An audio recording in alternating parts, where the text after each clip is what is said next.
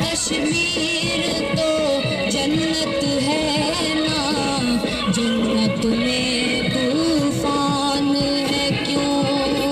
جناب والا، اسلام کے بدترین دشمنوں نے ہی پہلی جنگ عظیم سے یہی منصوبہ بنا لیا تھا کہ کہیں بھی مسلمانوں کی ایک مستقل ریاست نہیں چھوڑیں گے۔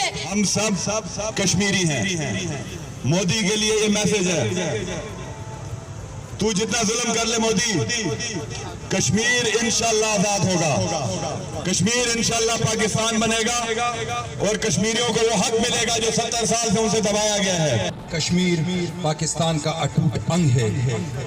ہم اقوام متحدہ میں یہ احتجاج ریکارڈ کروانا چاہتے ہیں کہ پچھلے 72 سال سے جو قراردادیں پیش ہوئی ہیں کہ مہربانی کر کے ان قراردادوں پہ منوعن عمل کرے اور کشمیر میں استصواب رائے کرائے۔ یہ تاریخ آج بھی موجود ہے، یہاں سے لشکر گئے، ہم نے یہ یکجہتی کا اظہار ان کے ساتھ کیا اور ان کے شانہ بشانہ کھڑے ہو کے ان کو ان کا حق دلانے کی کوشش کی۔ اقوام متحدہ نے قراردادیں پاس کی 1948 میں، اسرائیل یہی صاحب کہہ رہے تھے۔ آج یہ ان کا فرض بنتا ہے کہ آج وہ کشمیری عوام کو، اس قوم کو وہ حق خود ارادیت دلا دے۔